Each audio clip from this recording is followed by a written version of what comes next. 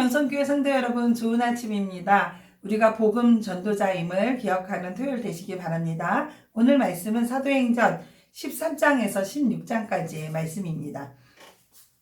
사도행전 1장 8절의 말씀 제가 읽어볼게요. 성령이 너희에게 임하시면 너희가 권능을 받고 이스라엘과 온 유대와 사마리아의 땅끝까지 이르러 내 증인이 되리라 하시니라. 라는 이 말씀이 어떻게 성취되어 가는지 그 과정을 보여주는 책입니다. 오순절 성령 강림이 임하고 난 뒤에 예루살렘의 교회가 시작되었고, 그 교회가 예루살렘 그리고 유다, 사마리아, 팔레스틴 전체에 복음이 전파되는 말씀들이 등장하고 있고요. 이제 우리가 읽은 13장 이후부터는 이제 이게 이방에까지, 그래서 로마까지 복음이 전파되는 교회가 세워지는 그런 모습을 담고 있습니다. 자, 우리가 처음 읽은 말씀, 오늘 13장의 말씀은 굉장히 중요한 전환점이 되는 장입니다. 안디옥 교회에서 사람 둘을 세워 안수해서 사울과 바나바를 세워서 선교사로 파송을 하게 되는데요. 이렇게 해서 바울의 1차 전도 여행이 시작이 되게 됩니다. 바울의 1차 전도 여행은요, 시기적으로 AD 47년에서 49년 정도, 약 2년간 소요된 여행이었고요. 거리는 거의 2300km 정도 되었다고 합니다. 중심 전도 대상 지역은요, 지중해 동부에 위치한 섬 구브로와 그리고 남부 갈라디아 지방입니다. 주로 배편, 도보로 이동할 수밖에 없기 때문에 바울 당시의 형편을 고려해 본다면 굉장히 긴 험난한 여정이었죠. 자, 안디옥 교회는 교회의 핵심 인물인 지도자인 영적 지도자로서 역량이 검증된 그런 인물들을 세워서 선교사로 파송을 합니다. 그들은 교회의 사명이 다른 어떤 사명보다 복음을 전하는 일이 가장 중요하다 여겼기 때문에 자신들의 지도자를 세워서 선교사로 파송하게 되는 것이죠. 자, 바나바와 사울의 첫 번째 선교지가 구브로 섬인데요. 유대인의 회당을 순회하면서 전도를 하고요. 구브로의 수도인 바보에 이르렀을 때 이 구브로의 총독 서기오 바울에게 전도를 하게 되지요. 이 전도하는 과정에서 회방하는 유대인 거짓 선지자가 마술사가 있었는데 바예수라는 사람이죠. 근데 그 사람이 바울의 책망을 듣고 눈이 멀게 되는 그런 일화가 또 소개가 되고 있습니다. 그 다음에는요, 남부의 항구인 밤빌리아 버가에 도착을 하게 됩니다. 이때 바울과 바나바의 조력자로 동행하던 마가 요한이 무슨 이유인지는 모르겠으나 이 선교의 여행을 포기하고 자기의 고향 예루살렘으로 돌아가게 됩니다. 이 사건은 나중에 바울과 바나바가 헤어지는 계기가 되기도 하죠. 자, 이 버가에서 육로로 남부 갈라디아 지방으로 올라가 선교 활동을 하게 되는데요. 처음에 간 곳이 비시디아 안디옥입니다. 자, 이때부터 바나바, 사울 이렇게 이름 순으로 언급되던 그 이름이요, 바울과 그 동행자들, 또 바울과 바나바 이런 순으로 자주 언급되기 시작합니다. 이 선교 여행 중에서 자연스럽게 바울이 이 선교팀의 주도자가 되었다라는 것을 보여주는 것이죠. 자, 비시디아 안디옥에서는 안식일에 유대인 회당에서 설교를 하게 되었거든요. 유대인들이 그것이 싫어하고 많은 사람들이 이 바울의 말을 청종했기 때문에 유대인들이 싫어하고 배척을 했습니다. 이에 대해서 바울과 바나바는요, 유대인들의 완악함으로 인해서 복음이 이방인들에게로 향하고 있다. 그들에게 복음이 전파될 것이다. 라고 이야기를 합니다. 그리고 다음 지역인 이고니온으로 가게 되는데요. 비시디아 남동쪽 120km 지점에 있는 이 갈라디아 지방의 중심 도시라고 합니다. 자, 이 이고니온에서는요, 역시 유대인들과 또 헬라인의 허다한 무리가 예수를 믿게 되는 그런 결실을 얻게 됩니다. 그런데 이 복음을 전하는, 복음을 믿지 않는 유대인들이 두 사도를 돌로 치려고 했기 때문에 이 바울 일행은요, 루스트라와 더베로 옮겨서 전도를 하게 됩니다. 자, 루스드라에서 전도 사역할 때 바울이 나면서부터 안진뱅이 된 자를 고쳐주거든요. 이를 본 루스드라인들이 바나바와 사울을 각각 그리스 신전에 있는 제우스, 스스라고 얘기하고, 그리고 심부름꾼 전령신인 험에, 헤르메스라고 오해해서 절하고 숭배하려는 그런 일이 있었습니다. 이에 두 사도는 그들의 행위를 만류하고 자신들이 복음을 전하는 것은 그러한 우상 숭배를 버리고 창조주 하나님, 진짜 하나님이신 하나님께 돌아오게 하려고 하는 거다라고 증거를 합니다. 이 비시디비아 안디옥과 이고니온에서부터 바울이 복음 증거하는 것을 대적하던 유대인들이 여기까지 찾아옵니다.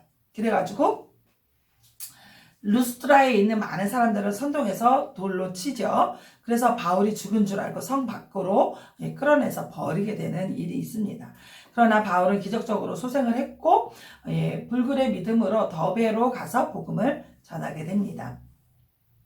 다시 안디옥으로 돌아오는 길에 거꾸로 루스드라, 이고니온, 비시디아, 안디옥 이렇게 순차적으로 다시 방문해서 장로들을 세우고 교회를 격려한 이후에 수리아 안디옥으로 귀환해서요 1차 전도 여행이 마쳐지게 됩니다. 자, 1차 전도 여행의 의의가 있다면 첫째는 이방인 선교가 본격적으로 시작되었다라는 것입니다. 유대인이 뿐만이 아니라 이제 유대인들이 아닌 이방 지역에 본격적으로 복음을 전하는 일이 시작되었고요. 1장 8절에 나타난 주님의 선교 지상 명령을 감당하는 그 중심축이 예루살렘 교회가 아니라 안디옥 교회로 이동되었다라는 점이 굉장히 중요한 의의입니다. 자, 이 말은요 15장과 연결되는 이야기인데요. 다음 장인 사도행전 15장이 이 교회사에 있어서도 가장 중요한 그런 장입니다. 예루살렘 공의회 내용인데요. 예루살렘 회의다라고도 얘기합니다. 자, 이 예루살렘 15장을 바울의 1차 전도 여행과 2차 전도 여행 사이에 두고 기록을 했죠.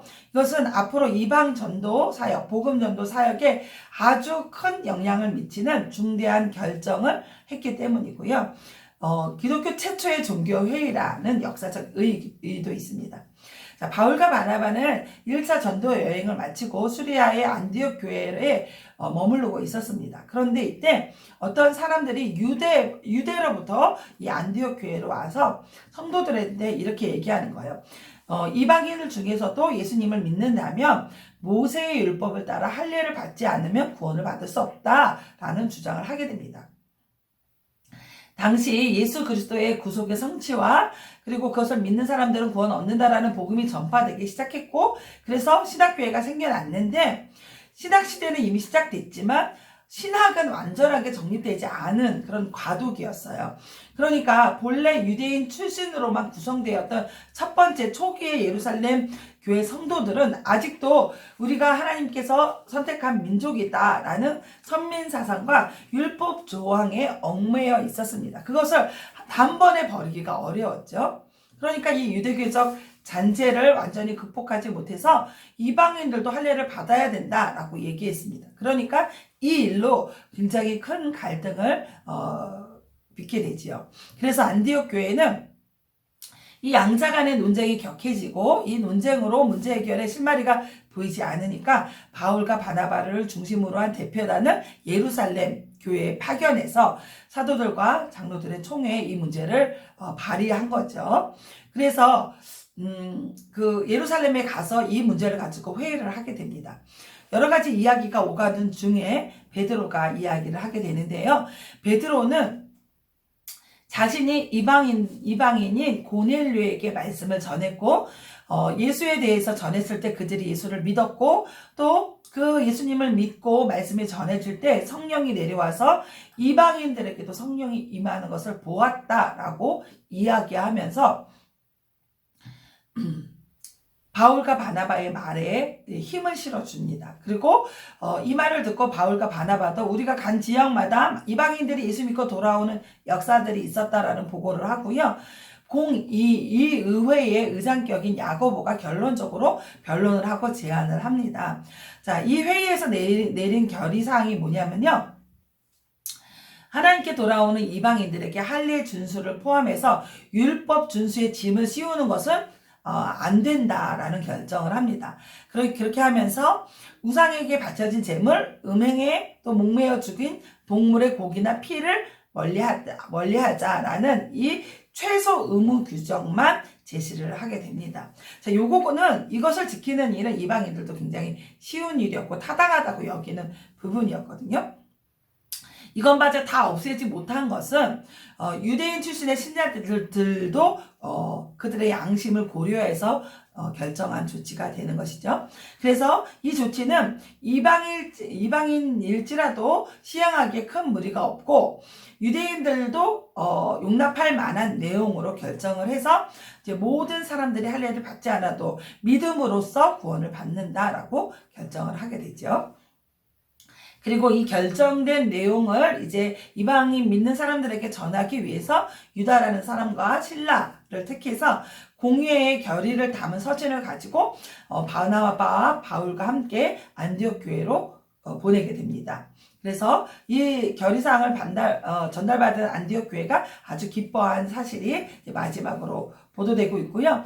이 공회에서 결정된 사항을 다시금 알려주어야 되니까 바울의 2차 전도 여행이 이렇게 해서 시작이 됩니다. 자, 2차 전도 여행은 16장부터 시작이 되는데요. 이때 바울과 바나바가 헤어지게 되죠. 아까 말씀드린 이 마가 요한이 중간에 자기 집으로 돌아간 사건으로 인해서 다투어서 이제 따로 가게 되고요. 이때 바울이 이제 신라와 함께 선교 여행을 떠나게 됩니다. 자, 15장에 나왔던 예루살렘 공의회에 중요한 의의가 있다면 첫 번째는 이겁니다. 구원은 은혜로 받는 것이다. 그러니까 유대인이든 이방인들은 아무런 차이가 없이 구원은 은혜로 선물로 하나님 예수 그리스도를 믿는 모든 자들에게 차별이 없이 주어진다라는 것을 결정했다는 거고요. 두 번째는 이방 선교의 커다란 걸림돌이 제거되었다라는 점인데요. 그거는 모세 율법을 지키고 할례를 받는다라는 것이에요. 그런데 사실 이거는 이전에 이방인들이 유대인 되기 위해서는 할례를 받아야 하나님의 가족이 될 수 있다라는 조항이 있었잖아요. 그러니까 표면적으로 겉모습이 유대인화 되어야 된다라는 것을 말하는 거거든요. 그럼 이러한 유대주의자들의 주장은요, 굉장히 이런 질문을 낳는 거야. 이방인이 유대인이 되지 않고서는 하나님께 받아들여질 수 없는가? 복음을 듣고 예수를 믿는 것만으로는 충분하지 않는가? 라는 질문을 하게 되지요. 만약 지금 우리 신약시대에도 이방인들의 개종의 조건으로 할례와 같은 구약의 의식법 그리고 뭐 율법의 준수 이런 것들을 계속적으로 요구했다면 이방인들을 복음화하는 것은 단순히 유대인화하려는 것이다 라는 똑같은 말이거든요. 그랬을 경우에는 그리스도교는 유대교와는 별반 다름없는 유대인의 민족 종교 성격을 벗어나지 못했을 겁니다. 결국 바울에게 있어서 이 문제는 단순한 교리적 논쟁 문제를 뛰어넘어서 이방인 선교의 문제와 직결된 아주 중요한 결정적인 문제였다는 거죠. 예수 그리스도의 복음이 땅끝까지 모든 만민에게 전파되기 위해서 할례와 율법 준수라는 유대주의적 장벽이 반드시 깨져야만 했던 것이죠. 사랑하는 명성교회 성도 여러분, 우리가 신약시대를 살고 있잖아요. 이런 신약시대를 살고 있는 우리 명성교회가 또 사도행전의 이 모든 내용들을 이어받아서 계속적으로 복음행전, 그 복음행전이 계속적으로 이어지기를 원하는 우리 명성교회가 더욱 복음을 전하는 그 일에 힘써야 하겠습니다. 왜냐하면 그것이 하나님의 명령이기 때문이시죠. 자, 복음을 잘 전달할 수 있도록 또 우리 안에 걸림돌이 있다면 그것을 제거해야 됩니다. 제도적이고 간습적이고 형식적인 것들을 걷어내고요. 교회에 믿지 않는 사람, 예수를 믿지 않는 사람들이 이 교회 안으로 들어올 때 정말 쉽고 편할 수 있도록 교회의 문턱을 툭 낮게 만들어야 됩니다.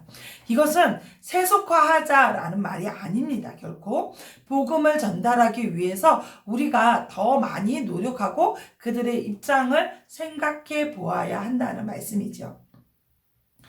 복음의 빚진 자로 살아가는 저와 여러분, 명성교회가 예수님의 죽으심과 부활하심, 그리고 그 구원하심을 담대하게 증거하는 그런 교회가 되기를 간절히 소망합니다. 말씀 충전으로 승리해요.